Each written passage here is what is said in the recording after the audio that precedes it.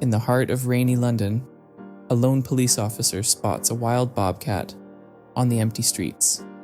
But what happens next doesn't just defy logic, it shatters every expectation of what animals feel and fight for.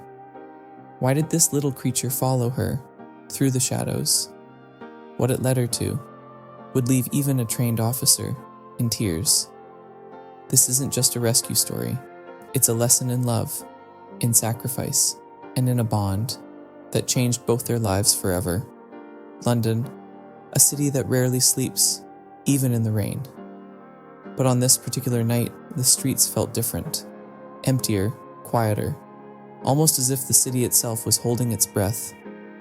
Officer Emily Carter had just begun her night patrol. The rain fell in steady sheets, soaking her uniform as she moved through the narrow streets near Shoreditch. It was supposed to be a routine shift, just another cold, wet night in the heart of the city. But as she turned a corner, something caught her attention. It was faint at first, soft footsteps that didn't match her own. She paused, looked back. Nothing. Just the blur of rain and distant headlights. Then she saw it. A small figure, barely visible in the darkness, standing at the edge of the pavement. She stepped closer, expecting to see a stray cat or maybe a lost dog. But what she saw made her stop in disbelief. It was a bobcat, tiny, drenched, and trembling, its fur matted down by the rain. A wild animal in the middle of London? The bobcat didn't run. It didn't snarl. It just stood there, staring at her with wide, haunted eyes. And then, softly, it meowed. There was something unsettling about its gaze, not wild, not hostile, just deeply desperate, like it had nowhere else to go. Emily's instincts kicked in. Her hand hovered near her radio, unsure whether to call it in as a threat or a rescue. But she didn't move. The little bobcat did. It took a step forward, then another, and then it stopped, as if waiting for her to follow. Something inside her stirred. This wasn't normal. This wasn't random. This was the beginning of something she couldn't yet understand, something that would stay with her for the rest of her life. Emily didn't know why, but something inside her told her to follow. The little bobcat had already turned away, walking slowly, deliberately, glancing back every few steps as if making sure she was still coming. It wasn't running in fear. It wasn't escaping. It was leading. Through winding alleys and puddle-filled paths, the city's noise began to fade. All she could hear was the soft splash of her boots and the gentle patter of the rain. And ahead, the tiny figure guiding her through the maze of London's backstreets. It led her deeper, past empty buildings and forgotten corners, to a place where the streetlights barely reached. A narrow, dead-end alley, silent and soaked in shadow. And then it stopped. At the end of the alley, beside a crumbling brick wall, sat a battered cardboard box. The bobcat sat beside it and looked at her, not with fear, but with pleading eyes. Emily approached cautiously. Her heart beat faster. She leaned over the box, uncertain of what she might find. Then she saw them. 2 tiny bobcat cubs curled up against each other, barely moving. Their fur was soaked, their bodies trembled. One of them didn't even lift its head. The other gave a soft, broken whimper. Emily felt her throat tighten. They were dying. And the bobcat who had brought her here, the sibling, the brave one, had come all this way, not for itself, but for them. That was the moment something inside her broke. She fell to her knees, cradled the soaked cardboard with shaking hands, and cried. Not because she was scared, not because it was her job, but because for the first time in a long time, she saw something raw and real, a silent act of love, a cry for help, answered just in time, and a wild little heart that refuses to give up. Emily fumbled for her radio, trying to steady her voice as she spoke. "This is Officer Carter. I need immediate assistance. Animal rescue. RSPCA.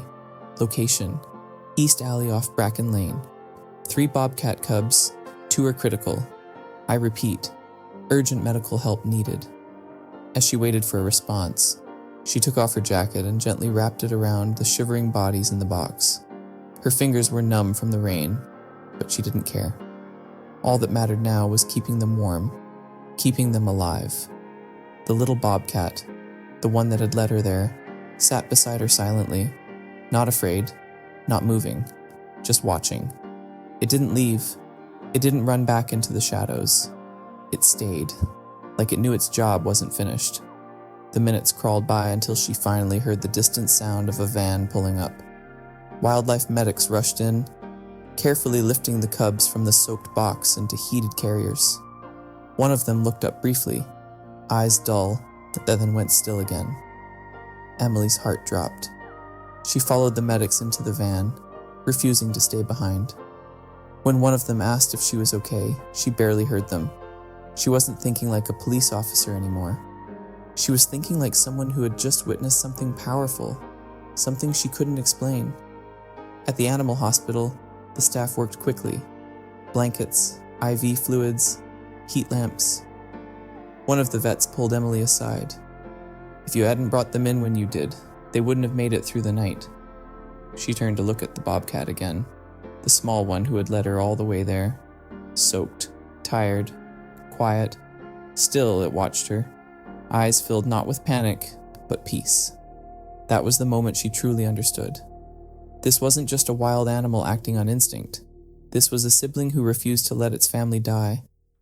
This was a rescue mission, led by a creature the world had written off as wild, emotionless, dangerous. And that tiny Bobcat had done what most wouldn't. It had fought for love. She watched the cubs slowly recover, their strength returning, their tiny eyes no longer dulled by fear or pain. But it was the smallest one, the brave one, who truly captured her heart. The one who had never left her side in that alley. The one who had chosen to trust her. Vets began calling her Hope. But to Emily, she wasn't just a name. She was a reminder that even in the wildest places, love still speaks. It doesn't always come with words. Sometimes it walks beside you through the rain, leading you to where you're needed most. Hope was later cleared for foster care, and Emily didn't hesitate. The day she brought her home wasn't just a rescue, it was a reunion. The bond between them couldn't be explained by science or protocol. It was something deeper. Hope didn't just curl up in the corner of Emily's flat that night. She curled up against her heart, because in a world where so many turn away, they had found each other, and in each other, they had found peace. The final scene fades in. Emily walks quietly through Hyde Park in the soft morning sun. Hope trots gently by her side. No leash, no fear, just trust. As pigeons scatter ahead and children laugh in the distance, Emily kneels down, strokes Hope's soft fur, and whispers, "You saved them, and somehow, you saved me too." She smiles through misty eyes as Hope presses her head against her shoulder. If this story touched your heart, don't forget to like the vid days past, then weeks. Emily returned to the wildlife hospital every night after her shift, still in uniform, still soaked from London's never-ending rain. But her visits weren't just out of duty anymore.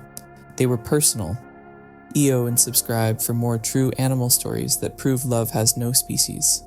And tell us in the comments, what did this story teach you? We'd love to know how it made you feel. Thank you for watching.